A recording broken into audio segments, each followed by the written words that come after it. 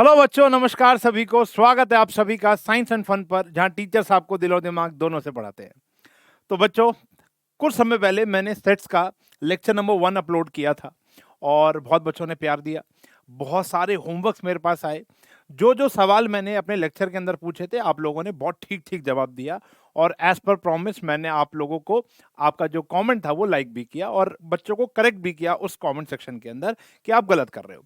और अगर आप लोगों ने वो लेक्चर नहीं देखा, सेट लेक्चर 1 जिसके अंदर सारा इंट्रोडक्टरी पार्ट था, बहुत इंपॉर्टेंट लेक्चर था।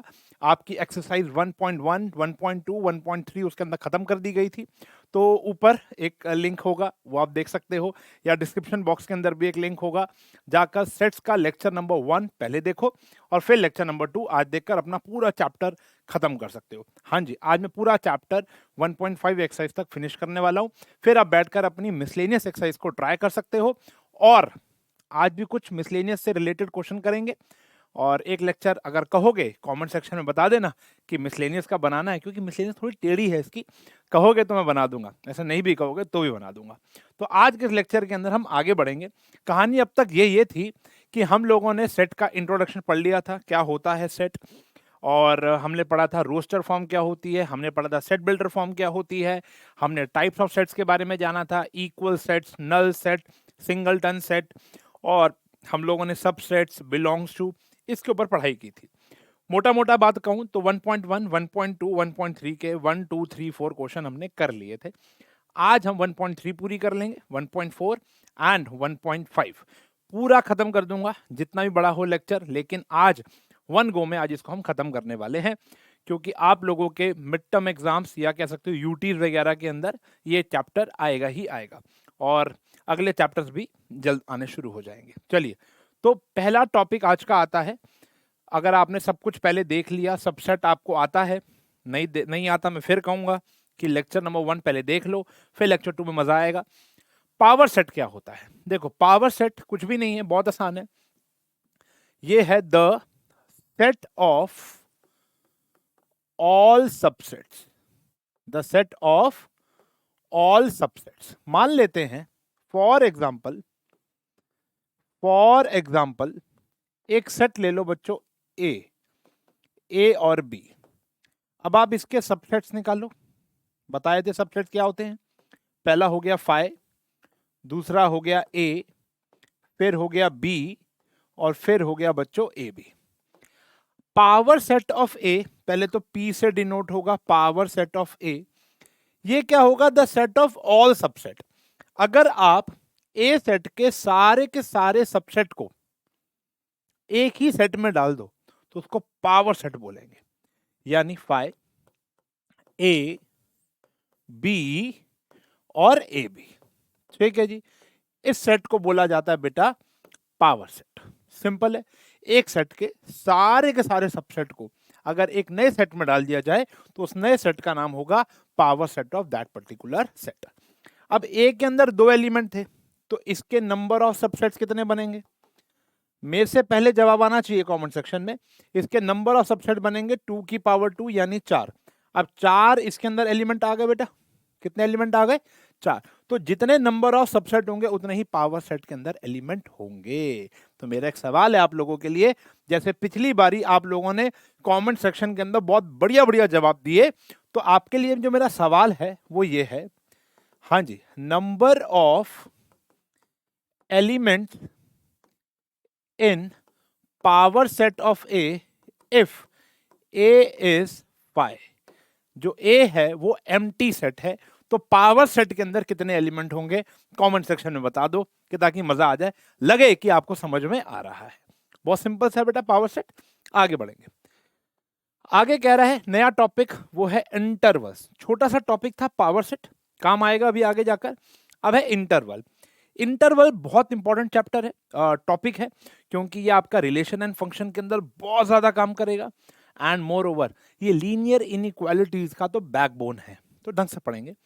देखो इंटरवल, अब ये टॉपिक हम क्यों पढ़ते हैं पहले वो समझते हैं। मैं अगर आपको बोलूं कि एक सेट है x is such that x is such that जो x है वो -1 से बड़ा है और मान लेते हैं 6 से छोटा है and x belongs to integer, क्या आप इसको रोस्टर फॉर्म में कर सकते हो? आंसर इज यस सर, आपने सिखाया था। इसका रोस्टर फॉर्म क्या बनेगा बेटा? बहुत ही आसान है, -1 से बड़ा और 6 से छोटा, 0 आ गया, 1 आ गया, 2 आ गया, 3 आ गया, 4 आ गया, 5 आ गया सर, वेरी सिंपल। लेकिन अगर मैं यही क्वेश्चन में z की जगह रियल नंबर डाल दूं तो क्या आप लिख पाओगे? आप मुझे एक बारी और कमेंट सेक्शन में बताओ कि 1 और 2 के बीच में कितने नंबर्स होते हैं, 1 और 2 के बीच में कितने रियल नंबर्स होते हैं? तो आपका उत्तर होगा सर इनफाइनाइट रियल नंबर्स होते हैं। तो जब इनफाइनाइट रियल नंबर्स हैं तो मैं उसको रोस्टर फॉर्म में कैसे लिख पाऊंगा? बात समझ में आ रही है? तो उसको मैं रोस्टर फॉर्म में तो लिख ही नहीं पाऊंगा। अब मैं इसके बीच में अगर रियल नंबर लिखना शुरू कर दूं तो -1 और 0 के बीच में इतने सारे नंबर आ जाएंगे। तो जब यहां पे चीजें रियल पर होनी शुरू हो जाती हैं तो हम इंटरवल का सहारा लेते हैं, तो हम इंटरवल का सहारा लेंगे। तो इंटरवल क्या शो करते हैं, ध्यान से देखो। मान लेते हैं मेरे पास एक a है, x इज सच दैट, जो x है वो मान लेते हैं 1 से बड़ा है और 5 से छोटा है, और x बिलोंग्स टू क्या है बच्चों? रियल नंबर है। क्या है? रियल नंबर है। या ऐसा हो सकता है दूसरा, b ले लेते हैं, x इज सच दैट, जो x है वो क्या है? वो 1 से बड़ा और बराबर है और 5 से क्या है? छोटा, और x क्या है बच्चों? हमारा रियल नंबर है। थर्ड देख लेते हैं, c ले लेते हैं, x is such that, x क्या है? x क्या है? 1 से बड़ा है लेकिन 5 और 5 से छोटा है, और x क्या है बच्चों? रियल नंबर है। या d देख लेते हैं, x is such that, x 1 से बड़ा और बराबर, 5 से छोटा और बराबर, और x क्या है बच्चों? हमारा रियल नंबर है। तो ये सारे इनफाइनाइट सेट्स हैं। क्यों? क्योंकि भैया रियल नंबर की बातें हो रही है। तो अगर मैं इसको इंटरवल नोटेशन में लिखना चाहूं, इसको बोलते हैं बेटा इंटरवल नोटेशन। जब भी रियल पे बात आ जाएगी तो बोलते हैं इंटरवल नोटेशन। तो आपको दो प्रकार के ब्रैकेट्स की बात करनी है। ये वाला ब्रैकेट होता है बेटा ओपन ब्रैकेट, ठीक है जी, और ये वाला ब्रैकेट होता है क्लोज्ड ब्रैकेट।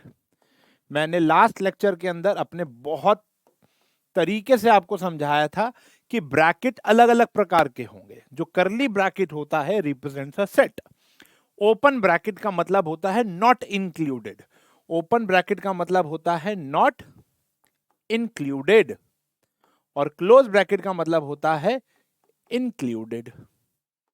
जैसे ये कह रहे हैं 1 से बड़ा और 5 से छोटा, तो ना 1 आएगा और ना ही 5 आएगा। तो इसका मतलब हो गया जो x बिलोंग करेगा 1 से लेकर 5, 1 के साथ भी ओपन ब्रैकेट, 5 के साथ भी ओपन ब्रैकेट, क्योंकि ना 1 काउंट होगा ना ही 5 काउंट होगा।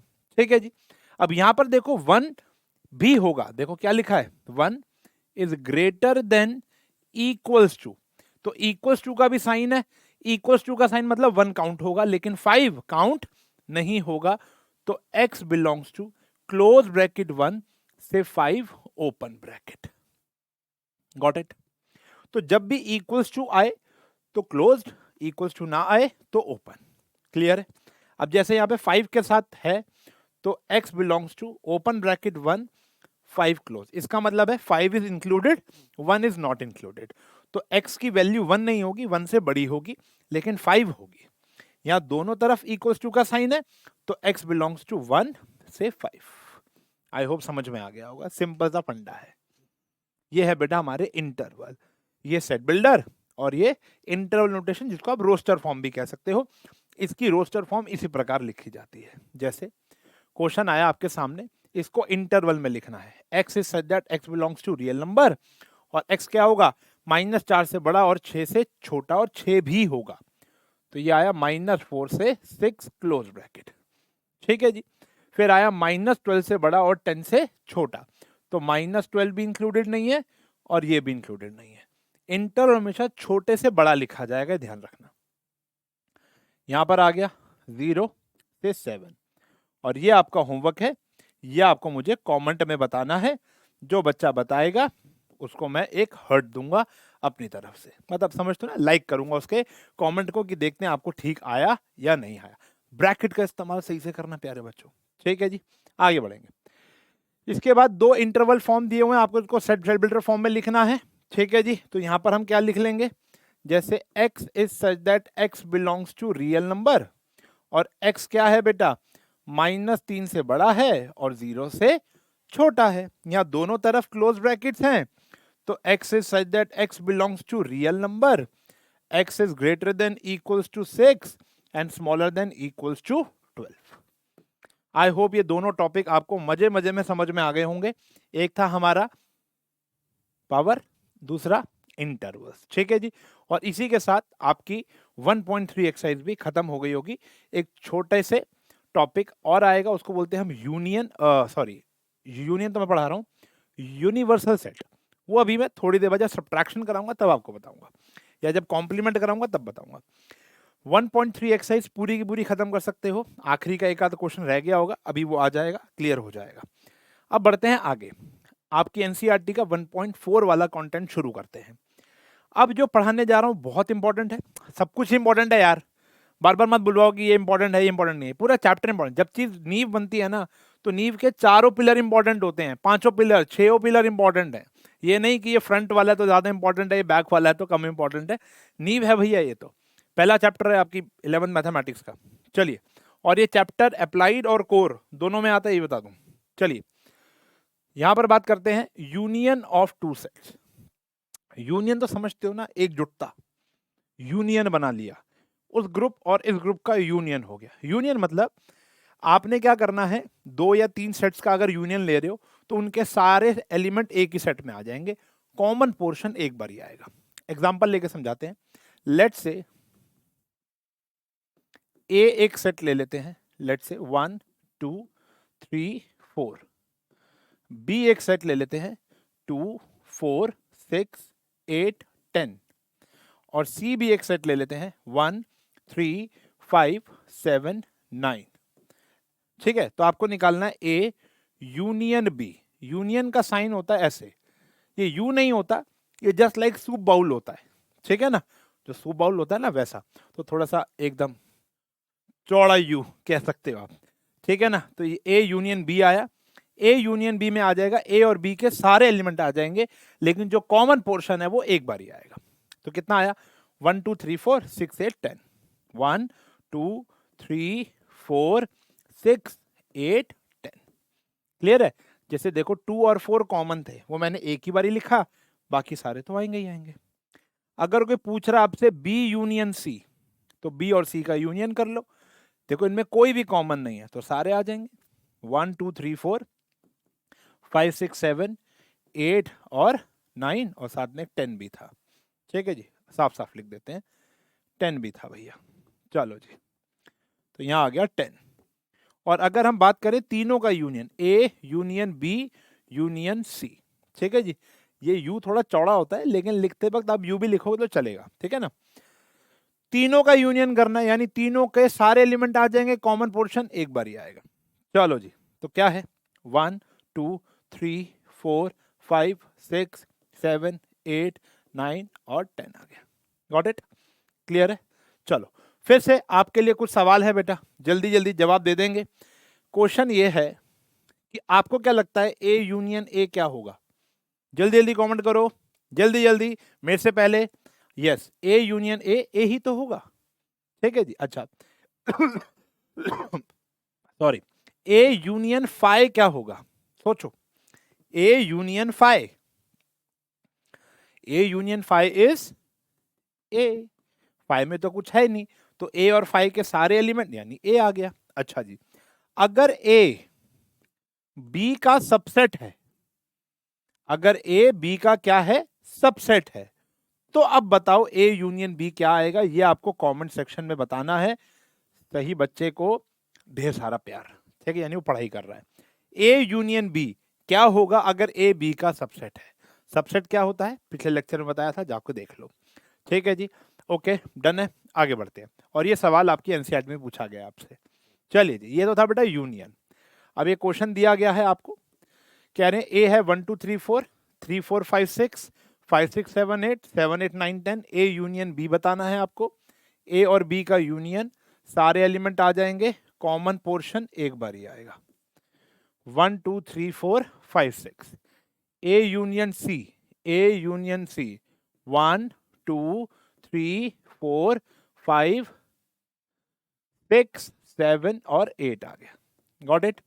बी यूनियन सी कर लो, बी और सी का यूनियन 3 4 5 6 7 एंड 8। क्लियर है। बी यूनियन डी कर लो, बी और डी का यूनियन 5 6 7 8 9 एंड 10।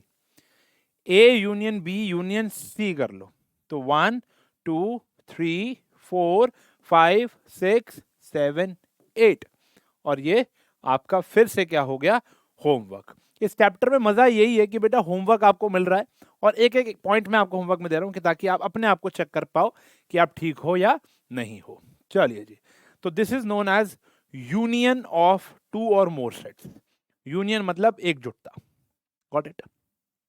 अब इसी का भाई एक लेकर आता हूं, शायद एक और क्वेश्चन। ठीक है, डन। तो अब आता है इंटरसेक्शन।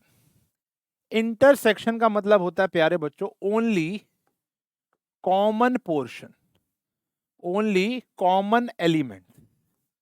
सिर्फ और सिर्फ कॉमन एलिमेंट्स अगर दो सेट्स के आप लिख दोगे या तीन सेट के आप लिख दोगे तो उसको बोलते हैं इंटरसेक्शन।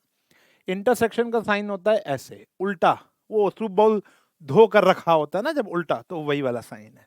ठीक है जी, लेट से ए ले लेते हैं, वही वाला ए ले लिया प्यारे बच्चों, 1 2 3 4। बी ले लिया 2 4 6 8 10। और सी ले लिया 1 3 5 7 9। क्लियर है, डन। अब मुझे बताओ ए इंटरसेक्शन बी क्या होगा, ए और बी में कॉमन क्या होगा। ए और बी में कॉमन है 2 और 4। ठीक है जी। अच्छा, ए और सी में कॉमन क्या है, 1 2 3 4 और 1 3 5 7 9। तो क्या आया बेटा, 1 और 3 कॉमन आ गया।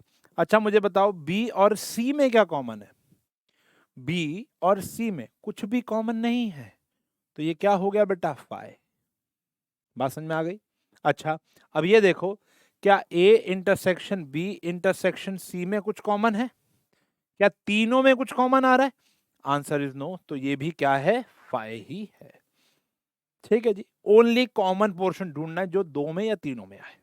Okay done. अब मेरे कुछ फिर से सवाल हैं आप लोगों से कि ए इंटरसेक्शन ए क्या होगा। जल्दी जल्दी कमेंट बताएंगे कि ए इंटरसेक्शन ए क्या होगा। हाँ जी, ए इंटरसेक्शन ए क्या होगा बेटा, सॉरी मैं खुद भूल गया मतलब गलती से। ए इंटरसेक्शन ए क्या होगा बेटा, ए होगा। ए और ए में कॉमन तो ए ही होगा। ठीक है जी। अगर ए इंटरसेक्शन फाइव क्या होगा, ए और फाइव में क्या कॉमन होगा, ए और फाइव में कुछ भी कॉमन नहीं होगा, तो ये फाइव आ गया। और फिर से ए अगर बी का सबसेट है देन ए इंटरसेक्शन बी क्या होगा, आंसर इज ए होगा। ठीक है जी। अब इसी से आप प्रीवियस वाला जवाब दे पाओगे। ए बी का क्या है, सबसेट है, यानी every element of A belongs to B. तो ए और बी का कॉमन क्या आएगा, पूरा का पूरा ए आ जाएगा। आप एक एग्जांपल लेकर भी देख सकते हो।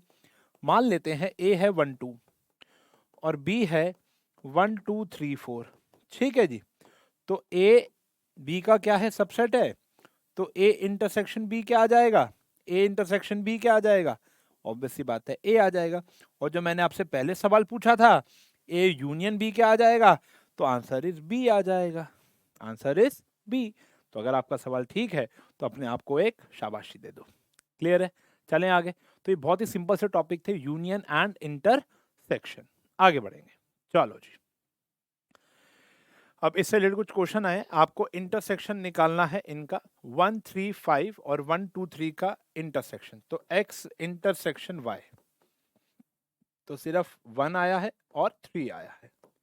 ए ई आई ओ यू और ए बी सी, तो a इंटरसेक्शन b क्या आया है, a आया है। x is a natural number multiple of 3 and x is natural number less than 3. Sorry 6 से छोटा, मल्टीपल ऑफ 3 भी होना चाहिए और 6 से छोटा होना चाहिए, लेस देन 6। तो एक ही आएगा बेटा, ए इंटरसेक्शन बी में सिर्फ एक ही आ गया, वो है 3।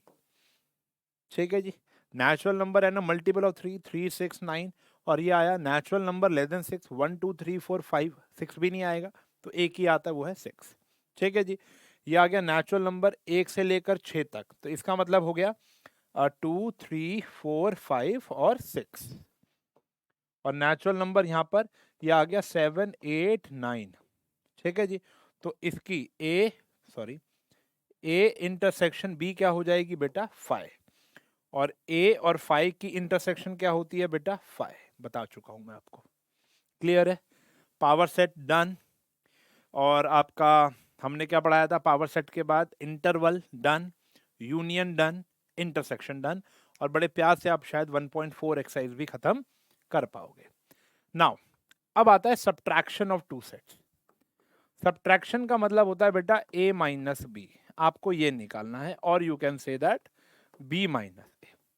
दोनों अलग अलग चीजें हैं, जैसे a माइनस बी आम जिंदगी के अंदर b माइनस ए के बराबर कभी भी नहीं होता, तो यहाँ पर भी ऐसा नहीं होता। तो मैं आपको दिखाता हूँ, जैसे लेट करो a ले लिया, बेटा हमारा 1 2 3 4 5 6, और b ले लिया हमने, लेट से 2 3 5 7 और 11, मैं प्राइम नंबर ले रहा हूँ, 11 और 13 और लेट से 17 भी। ठीक है ना, आपको निकालना है a माइनस बी। देखो सब्ट्रैक्शन करते कैसे, बहुत सिंपल है, a में से b हटा दो। बचपन में सब्ट्रैक्शन कैसे सीखी, 5 माइनस 3 का मतलब 5 में से 3 हटा दो, तो क्या बचेगा, 2 बचेगा। ठीक है ना, 2 बचेगा, तो 5 में से 3 हटा दिया, तो यहाँ पर क्या है, a में से b हटा दो। अब a में से b हटाने का मतलब जो इनमें कॉमन है वो हटा दो, और जो a में बचेगा वो हमारा आंसर हो गया। अब देखो इनमें कॉमन कौन सा है, इनमें कॉमन है 2, इनमें कॉमन है 3, इनमें कॉमन है 5, तो 2 3 5 हट गया। अब a में से b हटाया ना, तो जो a में बच जाएगा वो आंसर होगा। अब जो a में बच गया, देखो 2 3 और 5 हट गया, क्या बचा, 1 4 और 6, ये मेरा आंसर है। सिंपल है, हाँ या ना, डन है। और देखो b माइनस ए अगर आपको लिखना है, क्या लिखना है प्यारे बच्चों, b माइनस ए, तो कॉमन पोर्शन हटा दो, कौन हट गया, 2 3 और 5 हट गया, जो b में बच गया वो आंसर है। यानी you have to give preference to सामने वाला नंबर, क्लियर है। तो b माइनस ए आया 7 11 13 और 17, सिंपल है। तो a माइनस बी में कॉमन पोर्शन हटा दिया, जो a में बच जाएगा वो आंसर है। b माइनस ए में जो कॉमन पोर्शन हटा दिया और b में बच जाएगा वो हमारा आंसर है, क्लियर है। फिर से मेरे कुछ सवाल है, चलिए जी। तो a माइनस ए ऑब्वियस सी बात है 5 होगा, ठीक है जी, ओके डन। लेकिन a माइनस 5 क्या होगा, ऑब्वियस सी बात है a होगा। 5 माइनस ए क्या होगा, ऑब्वियस सी बात है 5 होगा, कुछ कॉमन नहीं है ना। चलिए, लेकिन अगर ए बी का सबसेट है तो a माइनस बी क्या होगा, ये आप कमेंट सेक्शन में बता देंगे फिर से, ठीक है ना। तो मुझे अपना कमेंट सेक्शन भरा हुआ चाहिए, जो भी बच्चा जेन्युइनली यहाँ से कुछ पढ़ना चाह रहा है और कुछ सीखना चाह रहा है, तो आपका और मेरा इंटरेक्शन वहीं होगा और कहीं नहीं हो सकता, ठीक है ना भाई। या तो आप हमारे पेड बैच के बच्चे हो, ठीक है जी, मैं अपना पेड बैच प्रमोट नहीं कर रहा, तो वहाँ इंटरेक्शन है मेरा, ठीक है ना, वहाँ हम बात करते हैं। लेकिन यहाँ पर, वहाँ पे लाइव कमेंट दिखते हैं, लेकिन यहाँ पर आपके आंसर्स ही मेरे को जानने को मिलेंगे कि भैया बच्चा जेन्युइनली पढ़ रहा है और उसको कुछ आ भी रहा है, मतलब ये इसका आउटपुट निकला या नहीं निकला, ठीक है ना। तो इसका जवाब दे, ठीक होगा तो सही है, वरना गलत होगा तो मैं वो करेक्ट भी करूंगा, याद याद रखना, ठीक है जी। चलिए, तो सब्ट्रैक्शन भी हो गया, जैसे ये दे रखा है, ए दे रखा है, बी दे रखा है, सी दे रखा है और डी दे रखा है, इसलिए हर पेज पे कहीं ना कहीं होमवर्क है, इतना सारा होमवर्क मैं दे रहा हूँ, तो बच्चे कमेंट करते रहो, मैं चेक करता रहूंगा। ए माइनस बी, अब ए और बी में से जो कॉमन है वो हटा दो। कॉमन क्या है, देखो 3 6 9 12 15 18 21 में कॉमन है, एक तो यहाँ पर मुझे दिख रहा है 12 और मुझे कोई भी नहीं दिखा, तो ए माइनस बी में सिर्फ 12 कॉमन था, तो बाकी जो बच गया ए में 3 6 9 15 18 एंड 21, ठीक है जी। फिर आता है a माइनस सी। a और c में क्या कॉमन था? देखो एक तो 6 कॉमन था और एक 12 कॉमन था, एंड दैट्स इट। क्या बचा? ये आ गया 3, 9, 15, 18 एंड 21। ठीक है जी, कर लेंगे बच्चों होमवर्क में ये, आई थिंक हो गया होगा होमवर्क, सॉरी। ठीक है जी, आई थिंक सब्ट्रैक्शन आपको समझ में आ गया होगा। आगे वाले एलिमेंट को प्रेफरेंस देनी है, सेट को प्रेफरेंस देनी है, कॉमन हटा के जो आगे वाले में बचेगा वो आपका आंसर होगा। क्लियर है? कुछ नहीं बचा तो फाइव। चलें, तो दिस इज योर सब्ट्रैक्शन। फिर एक छोटा सा टॉपिक आता है डिसजॉइंट सेट्स, जो भी आपने पढ़ भी लिया वैसे तो। जब दो सेट के बीच में कोई भी जॉइंट ना हो, यानी कुछ भी कॉमन ना हो, तो उसको डिसजॉइंट कहते हैं। If intersection of two set is null set, then two set are known as disjoint set. For example, let's say A दे दो 1 2 3 4 और एक B दे दो let's say 5, जो मेरे मन में आया वो मैंने लिख दिया। ठीक है जी, तो A इंटरसेक्शन B क्या हो गया? 5। तो therefore A and B are disjoint set। उसको क्या बोलोगे बच्चों? डिसजॉइंट सेट्स बोलोगे। जब दो सेट के बीच में कोई भी कॉमन ना हो, कोई भी जॉइंट ना हो, उसको आप डिसजॉइंट सेट बोलोगे। सिंपल। आगे बढ़ेंगे। यहाँ पर बताना है इनमें से कौन से डिसजॉइंट हैं और कौन से नहीं है। जैसे यहाँ पर आया 1 2 3 4 और ये नेचुरल नंबर, इसको हम रोस्टर में कर देते हैं 4 5 एंड 6। ये आया। क्या ये इनमें कुछ कॉमन है? यस, इनका कॉमन है। मान लो ये A है और ये B है, तो A इंटरसेक्शन B क्या आ गया बेटा? 4 आ गया। तो ये नॉट डिसजॉइंट, ये डिसजॉइंट नहीं है, क्योंकि कुछ कॉमन नहीं आना चाहिए। AEIOU CDEF, तो इनका कॉमन क्या आ गया? E आ गया। इनकी इंटरसेक्शन क्या आ गई? E। तो नॉट अ डिसजॉइंट, तो ये डिसजॉइंट नहीं है। लेकिन ये इवन इंटीजर है और ये ऑड इंटीजर है, तो इनकी इंटरसेक्शन क्या है? 5। तो देयरफॉर दे आर डिसजॉइंट। तो ये क्या है प्यारे बच्चों? ये डिसजॉइंट है। क्लियर है? डन बेटा, आगे बढ़े। तो ये डिसजॉइंट सेट थे। आगे बढ़ रहे हैं। फिर आता है एक यूनिवर्सल सेट, जिसको मैं पढ़ाकर ही आगे कॉम्प्लीमेंट पे जा पाऊंगा।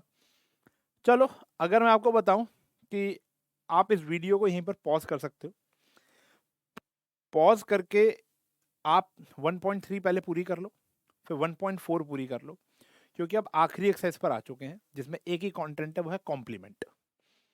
ठीक है जी, वो है कॉम्प्लीमेंट। इस चैप्टर के मैं सारे कंटेंट अभी खत्म करने वाला हूँ, मुश्किल से 5-10 मिनट में। तो या तो आप वीडियो को आगे देख लो और एक ही बारी सारा काम कर लेना, या आप अभी पॉज करके पहले वाला काम कर लो और फिर कॉम्प्लीमेंट का टॉपिक सीख लेना। बाकी आपकी इच्छा है, आप बेटर जज हो कि आपको कितना लोड लेने की आदत है। ये टॉपिक बहुत आसान है, यूनिवर्सल सेट। यूनिवर्सल सेट को मैं एक बात कहता हूँ कि द बाप ऑफ ऑल सेट। अब मैंने बोल दिया, ठीक है ना। अब कई लोग ना बाप को पता नहीं क्यों इतना खराब बात बोलते हैं। बाप भी तो हिंदी का शब्द है यार, ठीक है ना। कहते नहीं पापा बोलो और बाप मत बोलो, पिताजी बोलो, बाप कैसे होता है। मतलब ऐसा भी मैंने देखा है कि एक घर के नीचे मान लो दो खड़े हुए हैं, लौंडे खड़े हैं, ठीक है ना। वो कहता है, एक एक जन अपना फ़ोन निकाल कहता है यार माँ का फ़ोन आया है। तो ऊपर खड़ी वाली आंटी बोलती हैं यार क्या आदर्शवादी बच्चा है, माँ को माँ बोल रहा है, मम्मी नहीं बोल रहा, मॉम नहीं बोल रहा, माँ का फ़ोन आया है। लेकिन वही लौंडा अगर अपनी जेब से फ़ोन निकाल के बोलेगा ना कि बाप का फ़ोन आया है, वही आंटी उसको जज करने लग जाएंगी कि बाप बोल रहा है, ऐसे ऐसे कौन बात करता है। पापा बोल ले, पिताजी बोल ले, पॉप चलेगा, लेकिन बाप बोल रहा है। जबकि माँ और बाप हिंदी की तो शब्द है, काहे जज कर रहे हो, बाप को इतना गंद क्यों। चलो ठीक है, मैं अलग भाग गया। पॉइंट ये है कि यूनिवर्सल सेट इज द बाप ऑफ ऑल सेट। ऑल मतलब जो भी लिखे हुए होंगे।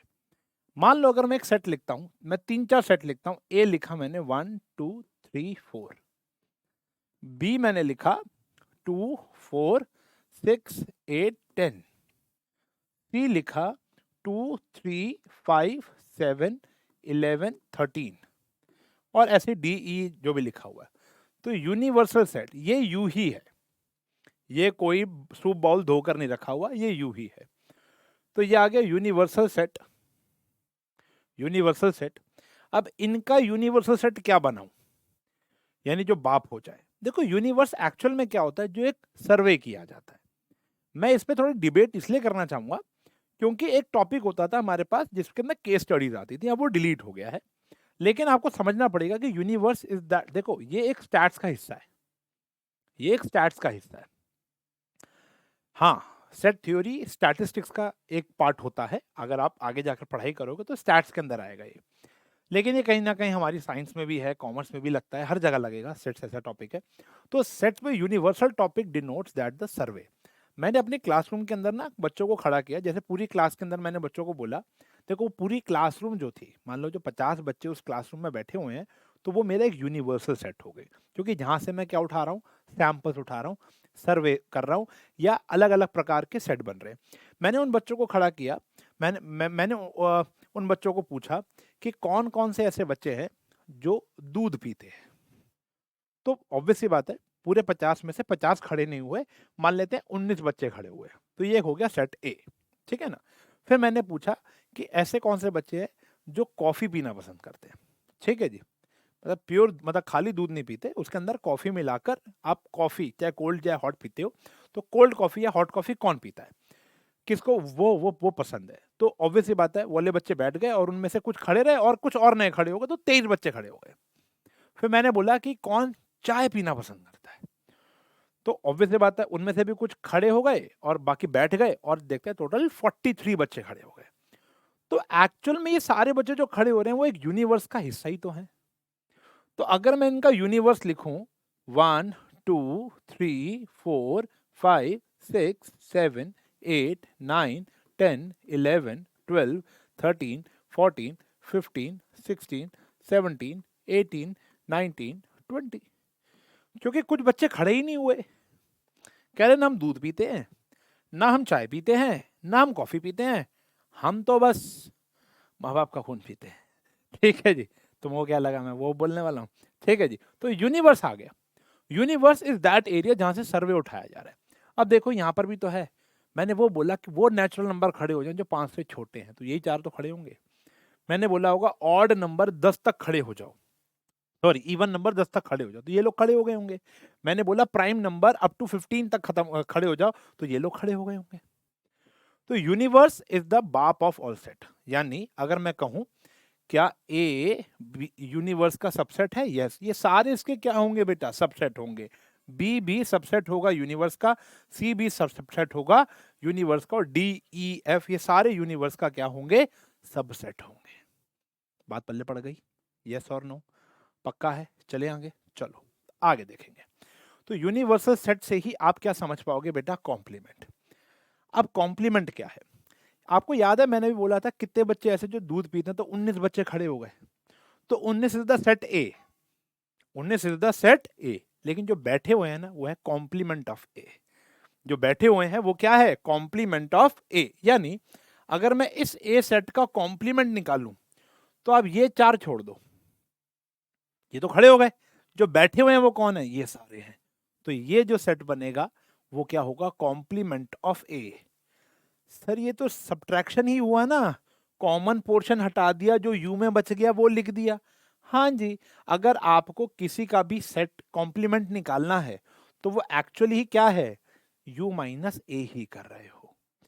यूनिवर्सल में से वो सेट अगर हटा दोगे तो उसको आप कॉम्प्लीमेंट कहते हो, क्या कहते हो उसको, कॉम्प्लीमेंट। समझ आई बात?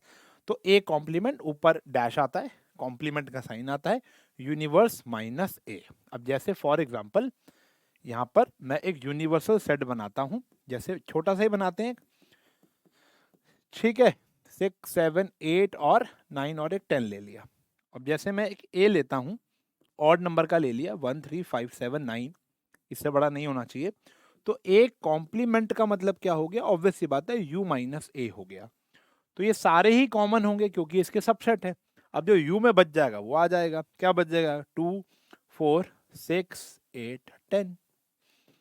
अगर मेरी एक क्लास के अंदर 1 to 10 रोल नंबर से, मैं कहता हूँ ऑड वाले खड़े हो जाओ, तो इवन वाले तो बैठे हुए हैं, तो इवन वाले मेरा आंसर हो गया।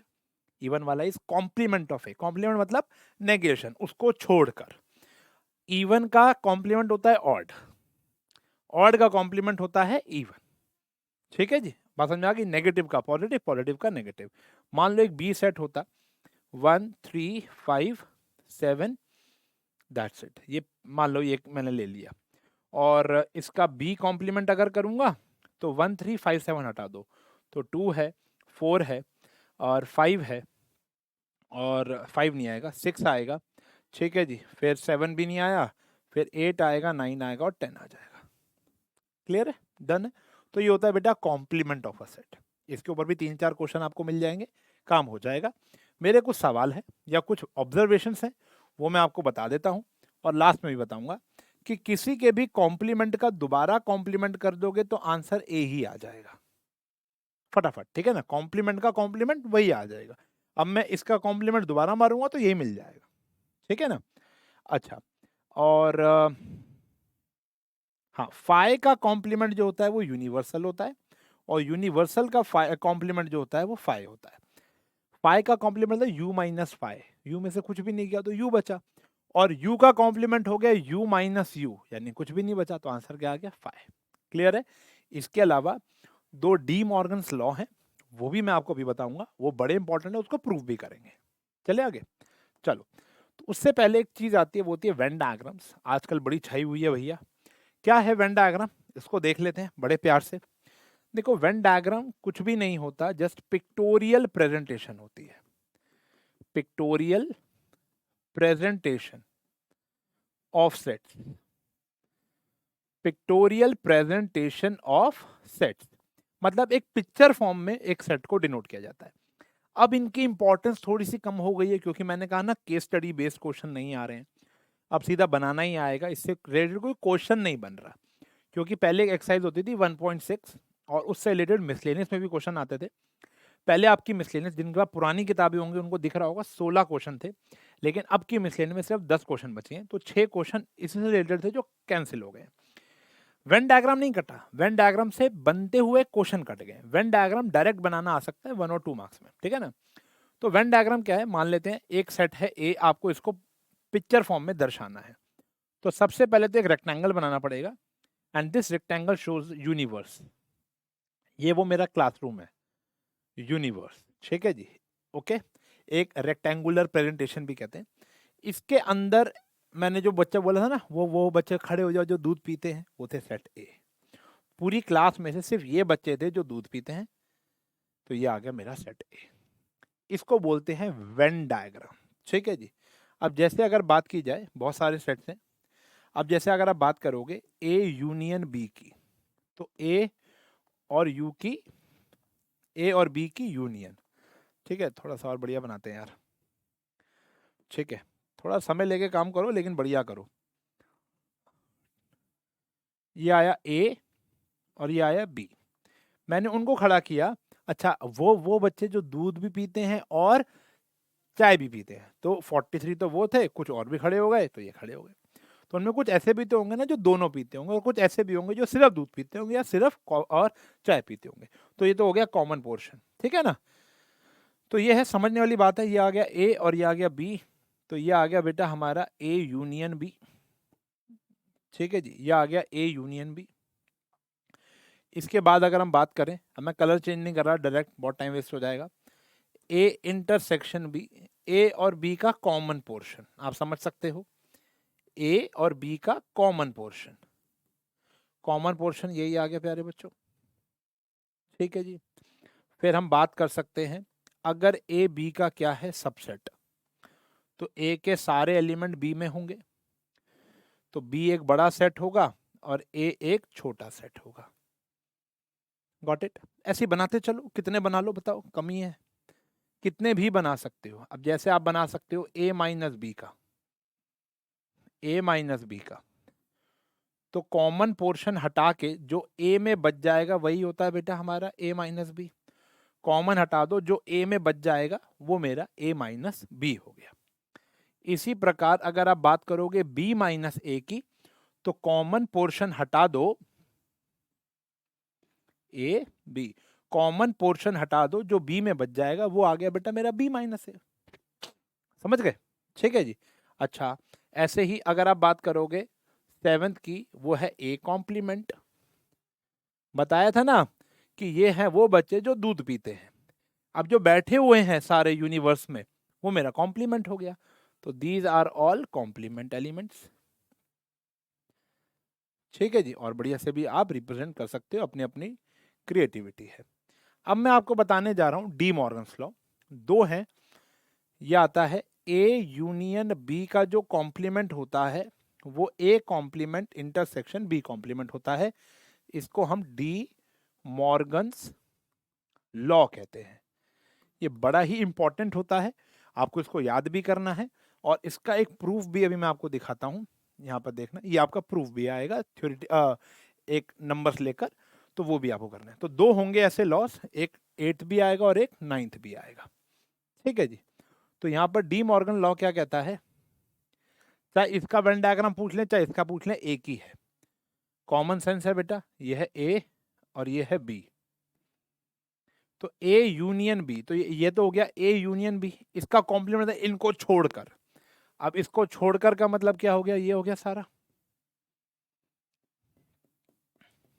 ठीक है ना, इसको छोड़कर मतलब ये हो गया। तो this is A union B whole complement which is A complement intersection B complement. Got it. ठीक है जी। ऐसे ही 9th है एक, वो है A intersection B complement A complement union B complement. This is also known as De Morgan's law. De Morgan's law, ऐसा लगता है साउथ इंडियन है कोई। तो डी मॉर्गन्स लॉ, सारे साउथ इंडियन वाले तुम्हारे लिए आ गया ये। ठीक है ना, ऑल बेंगलोर चेन्नई कर्नाटक केरला सारे बच्चे बताना कौन कौन है। ये आ गया A intersection B complement. Intersection is this is intersection, इसको छोड़कर सारा, छोड़ दो सारा, ये भी आ गया, सारे आ गए, सिर्फ और सिर्फ इसको छोड़ना है। ठीक है ना, थोड़ा बारीकी काम है, थोड़ा स्केल से अच्छे से शेड करना है। ओके, तो ये आ गया A intersection B whole complement, यानी A complement union B complement. These are most important. आपकी एनसीईआरटी में भी सिर्फ यही पूछा हुआ है, और ज्यादातर पेपर में पूछा भी यही जाता है, वेन डायग्राम। इस 3 वाले भी होते थे, लेकिन इससे रिलेटेड जो क्वेश्चन है वो सब व्यर्थ हो गए हैं, अब आपको पढ़ने की आवश्यकता नहीं है। सीबीएसई में तो नहीं है। अगर आप सीबीएसई में नहीं हो, आप किसी और बोर्ड से हो, तो प्लीज़ कमेंट सेक्शन में बताना, मैं एक लेक्चर उसके लिए बना दूंगा। मेरे लिए तो बहुत आसान काम, मुझे तो आता है ना। ठीक है जी, आगे बढ़े। चलो, अब कॉम्प्लीमेंट से रिलेटेड कुछ क्वेश्चन है एंड ये हमारा काम खत्म हो जाएगा। जैसे ए कॉम्प्लीमेंट तो आपको निकालना आ ही गया, ये यूनिवर्स है और ये ए है। 1 2 3 4 हटा दो, क्या बचा, 5 6 7 8 9। बी कॉम्प्लीमेंट अगर बनाना हो तो बी क्या था, 2 4 6 8, क्या बचा 1 3 5 7 9। इवन हटा दो, ऑड बचेगा।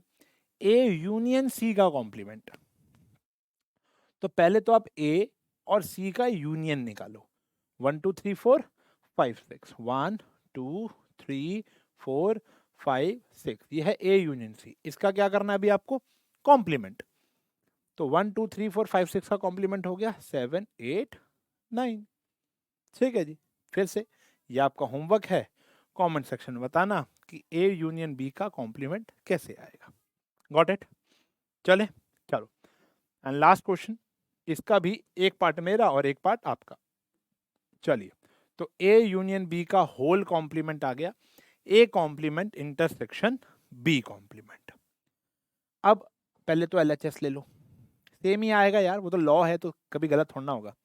ए यूनियन बी का कॉम्प्लीमेंट, ए यूनियन बी का complement, what is A union B, 2 4 6 8 2 3 5 7, 2 3 4 5 6 7 8 का कॉम्प्लीमेंट क्या बचा, 1 और 9 बचा। 1 2 3 4 5 6 7 8 9 में 2 3 4 5 6 7 8 हटा दो तो 1 और 9 बचता है। ये तो आ गया एलएचएस। नाउ आरएचएस क्या कह रहा है, RHS, RHS is A complement intersection B complement. What is A complement? 1 2 2 तो आएगा नहीं, 3 5 7 9 और नंबर आ गए, एंड 2 3 5 7 सारे प्राइम नंबर थे, वो हटा दो, क्या बचेगा 1, 2 3 हट गया, 4 5 हट गया, 6 7 हट गया, 8 और क्या आ गया हमारा 9। अब इनमें कॉमन क्या है, 1 कॉमन है और 9 कॉमन है, तो आंसर आ गया 1 और 9। LHS is equals to RHS। Got it? Clear है? तो ये था बेटा हमारा De Morgan's law and this is your homework. हो जाए तो एक थम्स अप दे देना कि सर ये वाला पार्ट भी हमसे हो गया। अगर आप अपनी एनसीईआरटी गो थ्रू करो तो आपका 1.3 भी अब कंप्लीट हो गई है, पूरी की पूरी 4 भी हो गई है और 5 भी हो गई है। अब बचा क्या है? बची है बच्चों मिसलेनियस, बची है मिसलेनियस।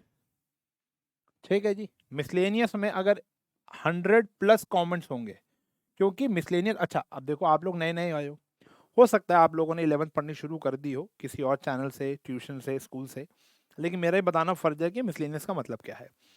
मिसलेनियस का मतलब बहुत सिंपल है कि जो आपने पूरे चैप्टर में सीख लिया उसके कुछ हॉट्स कह सकते हो, कुछ उससे रिलेटेड क्वेश्चन जो पूरे चैप्टर में आपने समझा, कुछ क्वेश्चंस दिए जाएंगे, 8-10 क्वेश्चन होते हैं। मैं अपने ऑफलाइन के अंदर और पेड के अंदर बच्चों को कहता हूँ कि जब मैं पहली पूरी एक्सरसाइज पढ़ा दूँ तो मिसलेनियस आपको खुद ट्राई करनी चाहिए। उससे क्या होता है कि आपको एक अच्छे लेवल के क्वेश्चन, क्योंकि आगे आपका सपना जेई हो सकता है, सीए हो सकता है, एक्चुरियल हो सकता है, कुछ भी हो सकता है, तो वहाँ पर नए नए क्वेश्चन को क्रैक करने की एक हिम्मत, पोटेंशियल आपको क्रिएट करना है कि खौफ ना लगे एक नया क्वेश्चन सामने आए। तो ऑल दो मैं सारे क्वेश्चन करा ही देता हूँ पेड में भी और यहाँ पर भी करा दूंगा, अगर आप बोलोगे 100+ कमेंट चाहिए, लेकिन यहाँ पर मुझे आपका जोश चाहिए, वरना मैं अगले चैप्टर पे आ जाऊंगा। 100+ कमेंट होंगे इसको लेकर कि सर आप हमें ये वाला चैप्टर पढ़ा दो, ये मिसलेनियस आप प्लीज़ पूरी एक्सप्लेन करो, क्योंकि मुझे थोड़ी सी अलग है। आप कहोगे तो मैं आपको जरूर कराऊंगा। 100+ कमेंट चाहिए और आग लगा देना कमेंट सेक्शन में, तब मजा आएगा, नहीं तो मैं अगले चैप्टर यानी रिलेशन फंक्शन पर आ जाऊंगा, ध्यान रखना। ठीक है जी, ओके। वैसे मैंने आपका कोई भी कंटेंट मिस नहीं किया, पूरा का पूरा आपको चैप्टर पढ़ा दिया। मिसलेनियस में भी कुछ नया सीखने को नहीं मिलेगा, हाँ कुछ अलग प्रकार के क्वेश्चन है, प्रूविंग वाले क्वेश्चन है, वो मुझे आपको कराने हैं। तो प्रॉपर्टीज के ऊपर थोड़ा ध्यान देना है।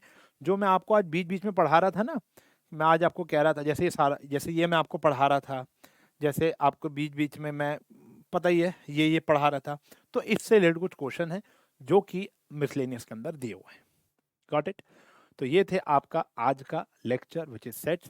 आई होप आप लोगों ने बहुत कुछ सीखा होगा तो इस इवेंट को लाइक ज़रूर करना, चैनल को सब्सक्राइब करना और दोस्तों के साथ शेयर करना। ठीक है जी, मिलूंगा आपसे आपके बताए हुए, या तो मैं मिसलेनियस पढ़ाऊंगा या एक नया चैप्टर पढ़ाऊंगा, देखते अब आप लोग क्या सपोर्ट करोगे।